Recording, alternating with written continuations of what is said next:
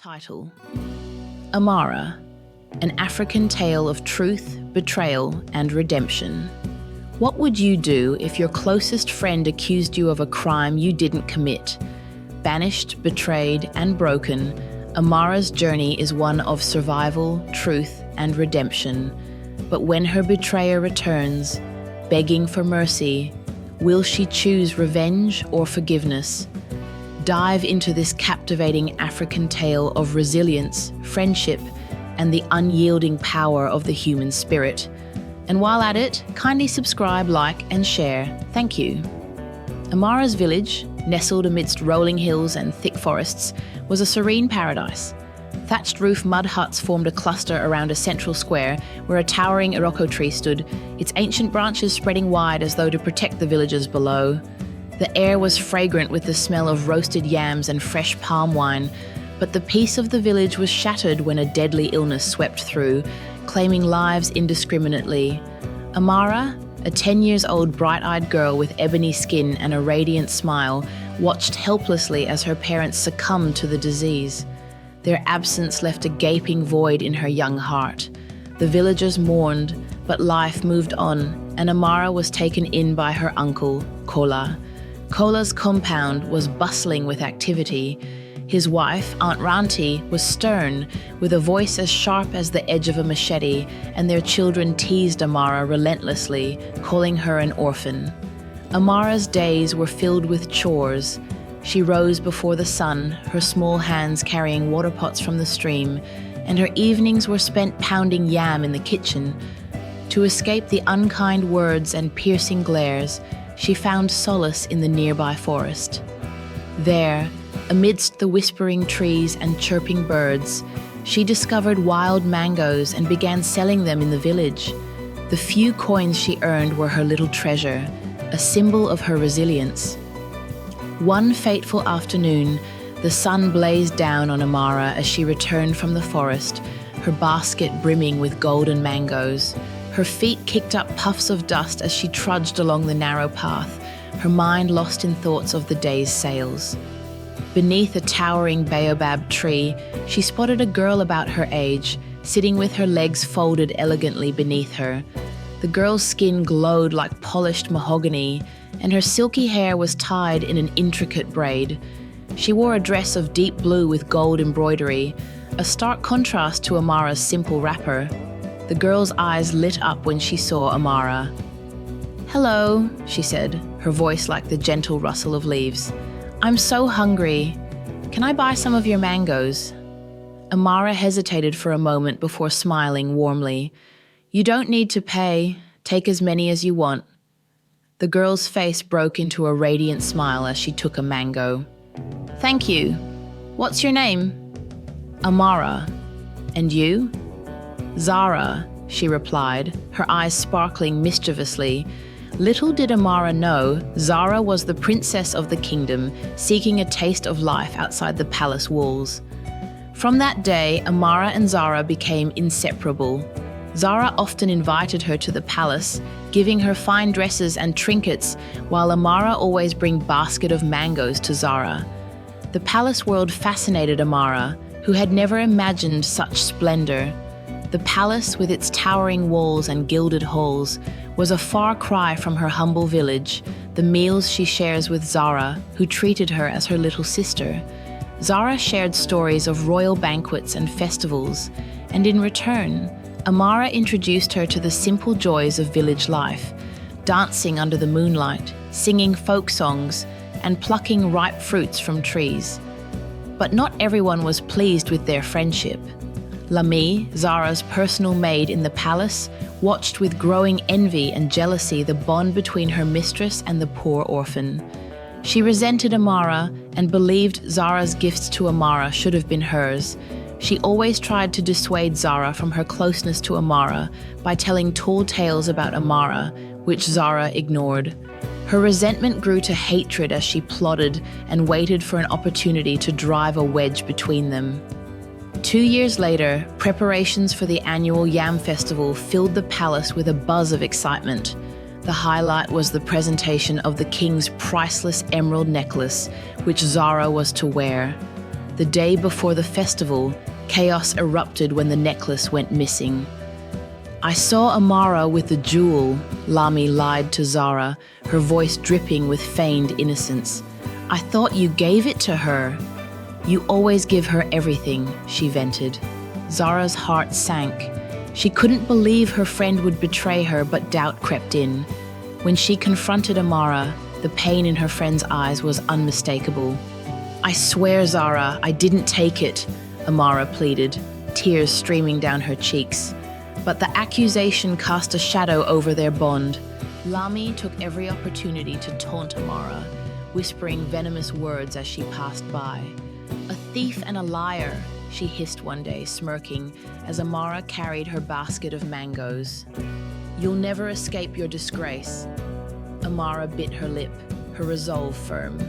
She refused to respond to Lami's provocations, knowing the truth would prevail someday. When the king learned of the missing jewel, he summoned Amara to the palace. The grand hall, with its marble floors and towering columns, felt oppressive as Amara stood before the throne. King Adawel's piercing gaze bore into her. "Where is the jewel?" he demanded. "I didn't take it," Amara cried, her voice trembling. Lami was called, and she narrated how she saw Amara, who was left alone in her mistress' chamber, holding and admiring the jewel. She insisted that she saw her put the jewel in her bag and thought that her mistress has given her the jewel as a gift. Hence, the reason why she did not confront her. Lami pointed an accusatory finger at Amara, who was shaking her head and crying profusely. The king ordered Amara to be locked up without food and water for 3 days to get a confession from her. In the prison, Zara visited Amara in the dingy hut where she was imprisoned. She knelt before her, holding her hands. "You are more than a friend to me, Amara. You are my family. Please tell me the truth. Even if you are guilty, I will forgive and ensure that no harm will befall you. I saw the jewel on my bed when I was with you in my chamber, and the jewel got missing immediately. You left the palace and Lami claimed to have seen you with it. Please, dear sister, tell me the truth," Zara pleaded. Amara stared at Zara's face with tear-filled eyes. "I am innocent," she muttered. "I did not take the jewel."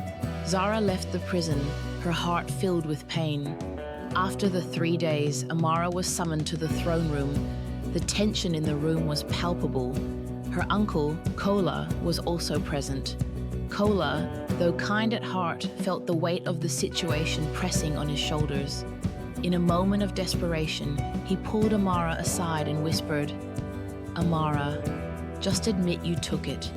Beg for mercy. The king may spare your life if you confess." Amara looked at her uncle with tear-filled eyes. "But uncle, I didn't take it. How can I admit to something I didn't do?" "Sometimes," Kola said, his voice cracking, "we have to say what they want to hear to survive. Think of your life, Amara." Amara's mind raced. She remembered her parents' teachings, their voices echoing in her memory. "Always speak the truth, no matter the consequence. Truth is the light that guides us." "No, uncle," she said firmly. "I cannot lie. My parents taught me better. I will face whatever comes, but I will not betray the truth." Kola sighed deeply, knowing he could not sway her. The king, enraged by her perceived defiance, sentenced Amara to death. Zara's cries for mercy softened his heart, and he reduced the sentence to exile. With a heavy heart, Amara left the kingdom, her friends' anguished cries echoing behind her. Amara's journey to exile was grueling. The scorching sun beat down on her as she trudged through dusty paths with no food or water.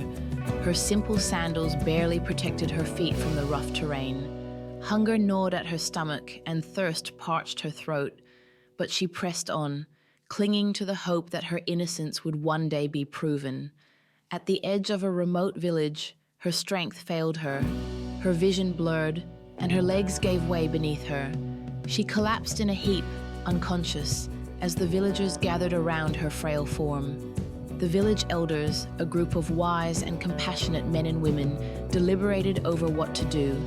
One elder, Baba Ad, stroked his white beard thoughtfully. "This child has endured much. "We cannot turn her away," he said. Madame Aduke, a stern and imposing woman, reluctantly agreed to take Amara in. "She can stay with us," she said, her tone begrudging, "but she must earn her keep." And so, Amara's new life began, marked by relentless labor and the unkindness of her hosts. Yet, even in the face of hardship, her spirit remained unbroken. 3 years later, Zara's chamber was being renovated when one of the laborers called her attention to a glittering jewel stuck at the edge, under her bed. It was the missing necklace. Horror and guilt consumed her as she realized the injustice Amara had suffered. She ran to her father, confessing her mistake and begging to find her friend. The king, stricken with remorse, ordered a search party to locate Amara, but she had vanished. For 2 years, Zara's guards scoured villages, asking for any sign of Amara. Finally, they found her in a remote village, toiling under the hot sun in Madame Aduke's fields. Zara's heart ached at the sight of her once vibrant friend, now worn and weary. "Amara!" Zara cried, rushing to embrace her. Tears streamed down her face as she begged for forgiveness. Amara, her voice steady despite her emotions, replied, "I always knew you would find the truth." Back at the palace, the king publicly apologized to Amara, and Lami was banished for her deceit. Amara's return brought joy to Zara, and their friendship blossomed anew. Amara, now a woman of strength and wisdom, became Zara's trusted companion and advisor. A year passed. Lami, who had been banished, struggled to survive. She wandered from village to village, her once proud demeanor reduced to one of desperation. Her envy and lies had cost her everything. Eventually, she fell ill, her body weakened by hunger and sickness. Consumed by guilt, she sent a letter to Amara through a stranger, begging forgiveness but concealing her identity. The letter reached Amara, who read it in silence. Despite the pain Lami had caused, Amara's heart softened. She remembered her parents' lessons about compassion and forgiveness. She instructed her servants to find the sender of the letter. When they brought Lami to the palace, Amara barely recognized her. The once vindictive maid was now a shadow of her former self. Lami fell to her knees, tears streaming down her face. "I'm so sorry, Amara," she sobbed. "I've lost everything. I don't deserve your mercy, but I beg for it." Amara knelt beside her, taking her hands gently. "Lami, the past cannot be undone, but I forgive you. May this forgiveness help you find peace." Amara ensured Lami received medical care and a place to stay. The act of forgiveness solidified Amara's reputation as a woman of immense strength and kindness. Together, Amara and Zara worked to bring justice and compassion to the kingdom, proving that resilience, forgiveness, and the enduring power of friendship could overcome even the darkest trials. Amara's journey, from tragedy to triumph, became a tale of hope and courage, inspiring all who heard it. The end. Kindly subscribe, like, and share.